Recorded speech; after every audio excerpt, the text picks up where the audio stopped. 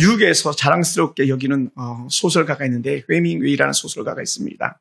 아마 다 들어보셨을 것 같아요. 무기여 잘 있거라, 누굴 위하여 종은 울리나, 또 아주 대표적인 작품인 노인과 바다라는 그런 소설이 있습니다. 저도 어려서 이 소설을 읽어본 적이 있는데, 근데 이 노인과 바다의 말린이라는 물고기는 대서양에서 아주 큰 어종으로 그렇게 치부합니다. 아마 참치 정도 그런 크기가 아니었을까 생각됩니다.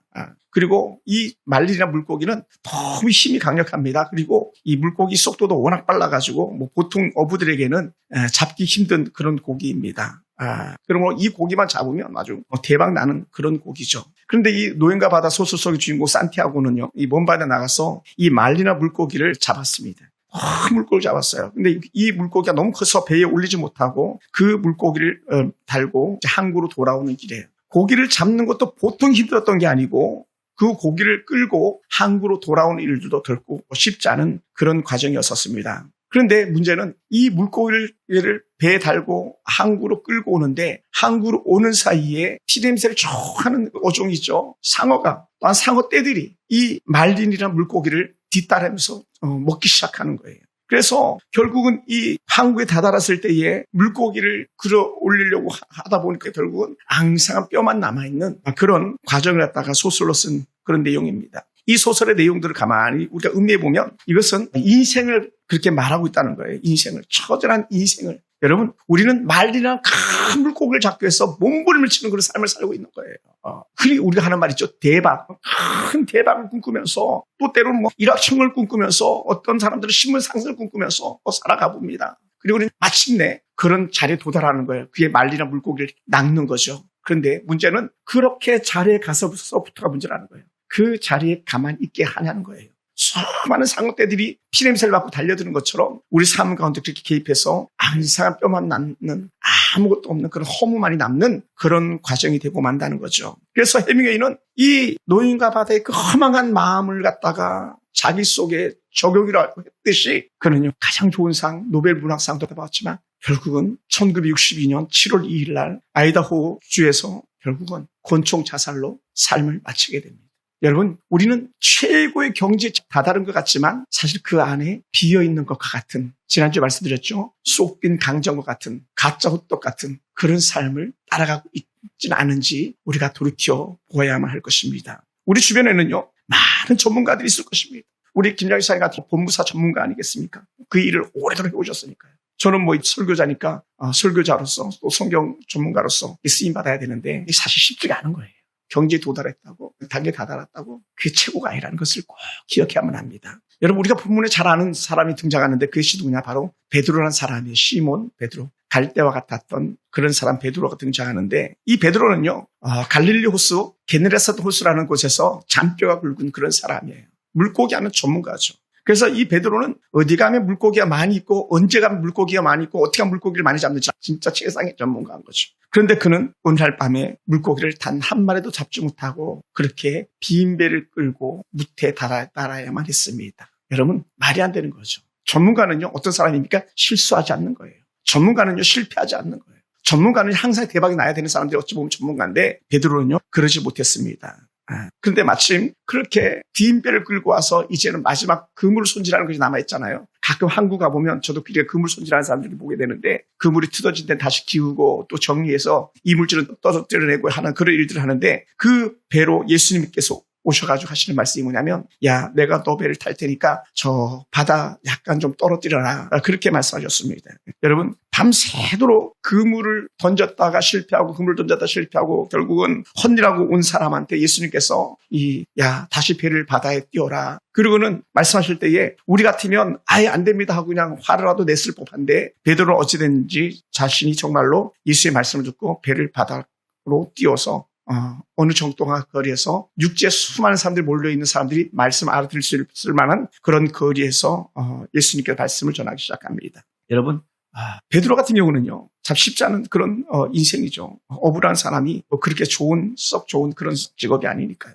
또 예수님께서 그렇게 피곤한 사람의 배에 올라가서 말씀을 전하시고 수많은 사람들에게 복음을 전했을 때에 그 베드로도 곁에 있었던 거예요. 그리고는 얼마나 시간이 지났는지 성경 말하지 않습니다만은 예수님께서 다시 바다 한가운데로 가서 그물을 내려라 라고 이렇게 말씀하시는 거예요. 그럴 때 베드로가 하는 말이 뭡니까? 우리가 밤새도록 수고했지만 잡은 것이 없습니다만 말씀을 의지하여 내가 그물을 내리겠습니다라고 하면서 다시 그렇게 바다로 나가는 그런 베드로의 모습이 오늘 우리가 읽은 본문의 내용들입니다. 여러분 다시 한 번 말씀드려보지만 베드로는요 그 바다를 잘 알아요. 갈릴리 호수, 게네사렛 호수라는 이 바다에 대해서 너무 잘 압니다. 그 바다는요 수많은 고기가 많은 그런 바다예요. 그런데도 밤새도록 한 마리라도 못 잡았는데 그것도 날이 밝아서 해가 뜰 즈음에 다시 물고기 잡으러 나간다면 이거는 거의 말도 안 되는 그런 일인 거죠. 누구보다 더 잘하는데도 불구하고 베드로는요 말씀에 의지하여 내가 그물을 내리겠습니다. 여러분 예수님도 직업이 있었어요. 생뚱맞는 질문 같지만 당시에 목수라고 성경 표현하는데 두 가지 같이 겸직이에요. 목수가 당시 석공 일도 같이 한다고 말합니다. 그래서 그니 석공이 더 근접하다라고 얘기도 합니다. 그래서 여러분 목수든 석공이든 뭐는 아니에요. 어부는 아니시잖아요. 어부는 아니세요. 그럼 어떻게 돼요? 우리 같으면 목사님 내가 더 전문가예요. 우리 백 목사님이 음식 전문가에 보니까 내가 백 목사 이렇게 했으면 좋겠습니다 하면은 아내가 여보 누구 앞에서 주름을 잡냐고. 음식은 호람이죠. 누가 뭐라 그래도. 그것도 전주고 광주죠. 어디서 음식을 갖다 경상도 사내가 말도 안 되지. 어디서 물고기 잡는 거 갖다가 예수님이 그것도 석공이 아버지도 목수인데 보고 배운 게 목수질 하는 건데 물고기 잡는 걸 말하냐고. 근데도 불구하고요. 거기에 노 코멘트 예 하는 거예요. 예. 여러분 그렇게 한 가지 질문을 던져보는데요. 왜 베드로는요 밤새도록 또 그의 동료들은 밤새도록 고기를 잡지 못했을까요? 이 호수는요 저도 가봤지만 물고기가 많기로 유명한데 왜냐하면 물의 온도가 따뜻해요. 외부에서 밀려드는 온수들이 들어오거든요. 그리고 헐몬산에서 올라오는 그 신선한 물들이 가득히 떠내려오는 거예요. 그 갈릴리 호수 주변에 아주 그냥 농사도 잘 되는 그런 정말 비옥한 그런 땅이에요. 물고기도 풍성합니다. 그런데도 고기를 못 잡았다. 이건요 사람에게 있지 않고 하나님께 있는 거예요. 따라합시다. 내가 전문가인데 일이 안 된다면 하나님께 기가 있다. 내가 전문가인데도 일이 안 돼요. 그렇게 열심히 공부했는데도 시험에 떨어져요. 그것은 하나님께 있는 거예요. 지금 교회 나오지 않지만 우리 교회도요. 그런 분이 계셨어요. 너무 똑똑해요. 너무 똑똑하죠. 근데도 시험에 떨어지고. 그 해답이 하나님께 있는데 그 하나님께 한 발짝을 덜 옮겨놓는 거예요. 그것은요. 좋은 결과를 얻을 수가 없는 거거든요. 사랑하는 성도 여러분.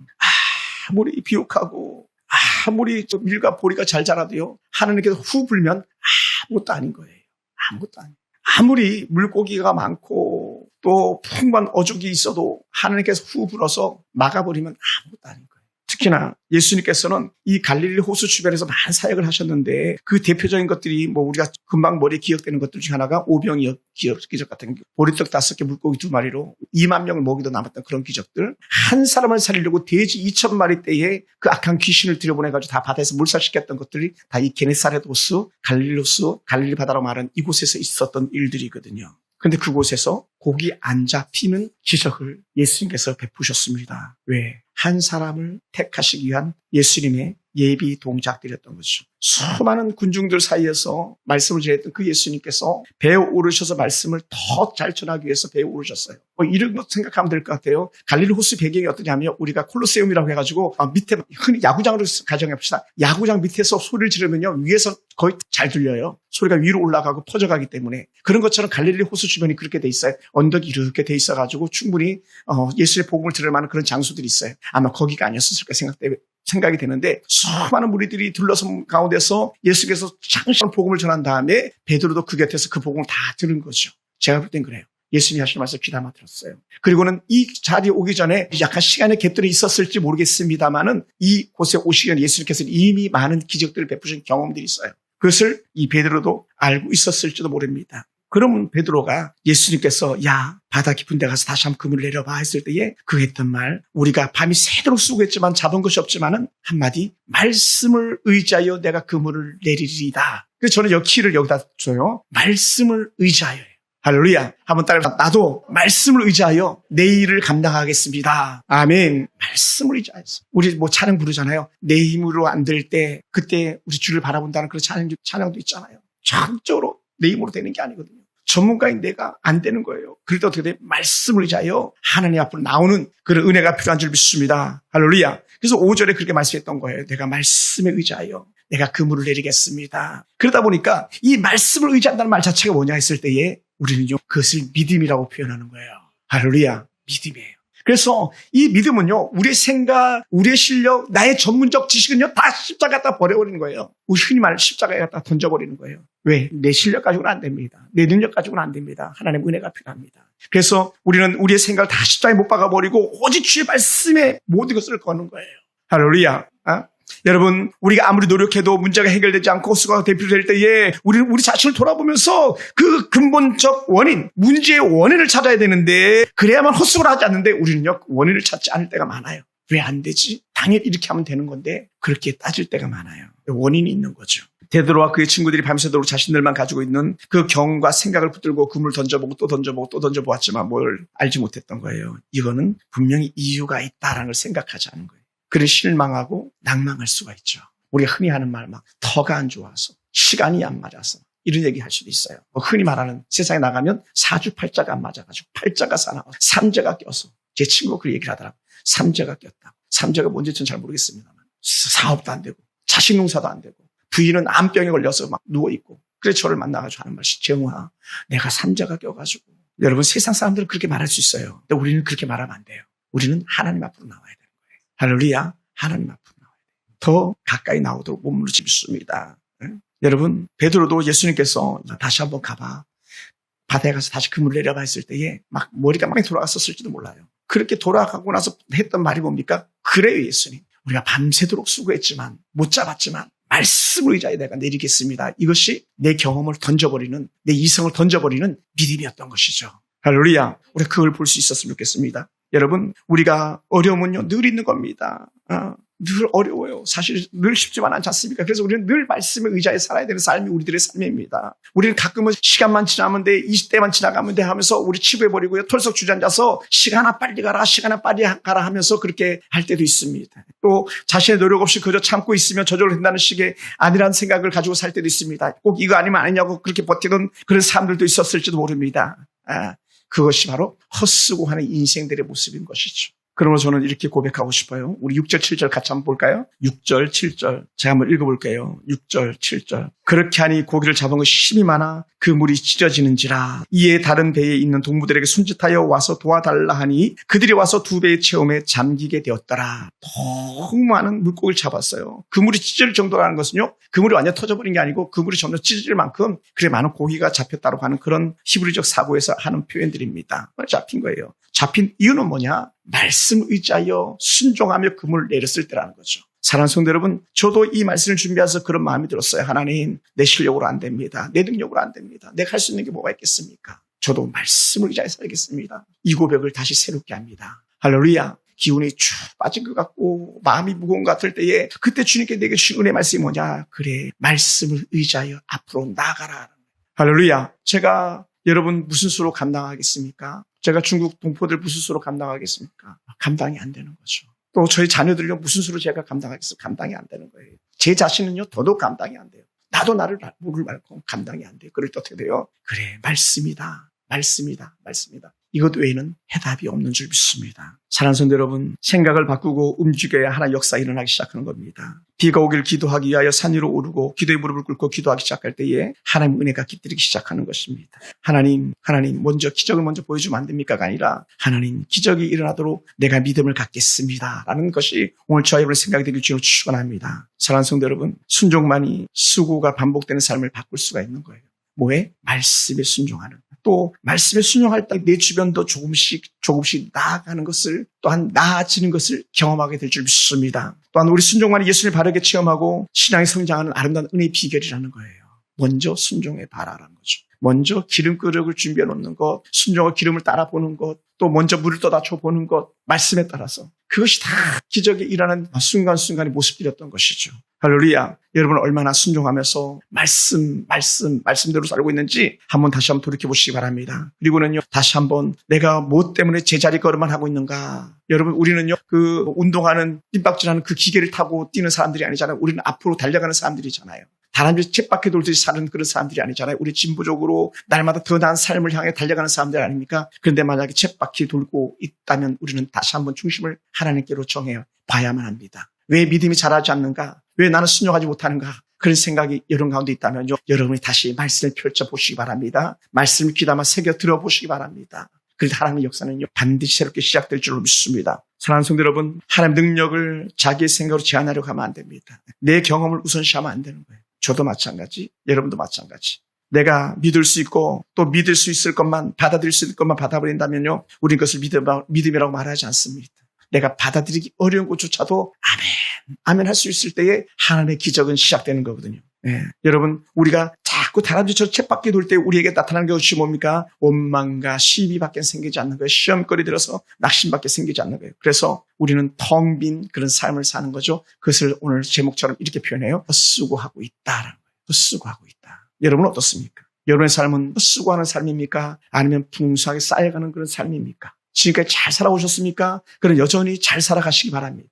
반면에 그렇지 못했다면 하나님, 내가 다시 뜻을 주께로 정하고 말씀 앞으로 달려나가겠습니다라는 그런 결단이 여러분과 있기 원합니다. 여러분, 반복되는 수고를 그치고 내 인생도 주님의 복으로 채울 수 있는 은혜가 있기 원합니다. 하나님의 뜻을 찾아서 하나님의 생각을 따라서 살아간다면 우리에게는 회복의 조짐이 있습니다. 고기가 없어서 고기가 잡히지 않은 것이 아니라 하나님이 막고 있었기 때문에 잡히지 않은 거예요. 여러분, 아브라함이 아닌 사라가 아이를 못 낳아서 아이가 없는 게 아니라 하나님께서 사라의 태를 닫으셨기 때문에 그랬던 거예요. 하나님께서 사라의 태를 여시었기 때문에 사라가 이삭이라는 아들을 낳을 수 있었던 거예요. 할렐루야. 여러분, 우리에게 그런 은혜가 있어야 되지 않겠습니까? 만약에 무엇 때문에 하나님께 여러분의 길을 막고 있다면 돌이켜서 하나님 내 문을 열어주세요. 내가 주 뜻대로 살겠습니다 하는 그런 은혜가 우리한테 나타나기 원합니다. 그것을 깊이 경험했던 아브라함이었기 때문에 두 번째, 하나님께 주신 은혜의 시험, 자기 아들을 넣어놓기까지 순종을 시험했을 때에, 믿음을 시험했을 때에 아브라함과 그의 아내 사라가 그 시험을 패스해 나가는 거예요. 오늘 저와 이런 삶 속에 이런 전적 은혜, 전적 순종함이 우리한테 임하기 원합니다. 그러면 오늘 우리 시간에 다시 한번 결단했으면 좋겠습니다. 내 생각이나 내 고집을 다 꺾어버리겠습니다. 그리고 입에 거짓말을 달고 사는 어떤 사람들도 있는데 그것도 내려놓을 수 있게 되기 원합니다. 거짓은요, 사단이 주는 거예요. 사단이. 거짓은요, 전적 사단의 노름이기 때문에 그렇습니다. 사랑하는 성도 여러분, 우리는 달라야 됩니다. 세상 사람들과 달라야 돼요. 세상 사람들은 자기 경험, 자기 지식, 자기 돈, 자기 젊음을 담보로 삼아서 살아가지만 우리는 하나님이 우리의 담보가 돼야 됩니다. 말씀이 우리의 담보, 말씀이 우리의 힘이 돼야 됩니다. 그럴 때요, 우리가 잃어버린 건강, 잃어버린 재력, 깨어진 관계, 또 세상에서의 그 경험들도 갑절로 영향력을 나타낼 줄 믿습니다. 사랑하는 성도 여러분, 그러므로 우리는 그것을 지키기 위해서 한 걸음 더 말씀 앞으로, 한 걸음 더 주님 앞으로 다가서서 늘 반복적으로 말씀드리는 내용들이지만 하나님의 성령의 놀라운 은혜를 결코 빼앗겨서는 안 됩니다. 그것을 우리는 성령 충만이라고 말합니다. 하나님의 뜻, 하나님의 지식을 따라서 살아가는 저와 여러분이 된다면 우리는 인생 헛수고를 두 번 다시 하지 않게 될 줄로 믿습니다. 사랑하는 성도 여러분, 오늘 우리도 베드로처럼 그렇게 말했으면 좋겠습니다. 내가 말씀에 의지하여 그물을 던지겠습니다 했던 것. 오늘 우리의 인생도 내가 말씀에 의지해서 한 걸음 한 걸음 옮겨놓겠습니다라고 말하는 그러한 은혜가 저와 여러분 가운데 있기 원합니다. 우리가 살면서 무엇을 의지하느냐에 따라 인생이 달라집니다. 말씀을 의지하여 성령의 지혜를 가지고 나간다면 우리는 백전백승할 수 있을 줄 믿습니다. 때로는 세상적으로 봤을 땐 큰 부자가 아니어도, 때로는 몸이 완전하게 회복되지 않아도 하나님의 은혜가 있다면 그 자체가 우리에게는 완전한 성공, 완전한 승리인 줄 믿습니다. 사랑하는 성도 여러분, 그러므로 아무리 우리가 어렵다 해도 전적으로 말씀을 의지하는 삶을 살아가기 원합니다. 다시 한번 강조합니다. 내가 수많은 경험이 있다 할지라도 내 경험이 아니라 하나님의 은혜를 내 안에서 자랑거리를 삼고 나간다면 우린 반드시 그렇게 승리할 줄 믿습니다. 사랑하는 성도 여러분, 하나님의 은혜 가운데 다시 일어나기 원하고 이제는 우리 헛수고하지 맙시다. 헛수고하지 않았으면 좋겠습니다. 저도 그렇고요, 여러분의 삶도 그렇고요. 그래서 하나님께 주신 복을 우리가 받아들인다면 그것이 우리에게 최상의 행복이 될 줄로 믿습니다. 기도하겠습니다.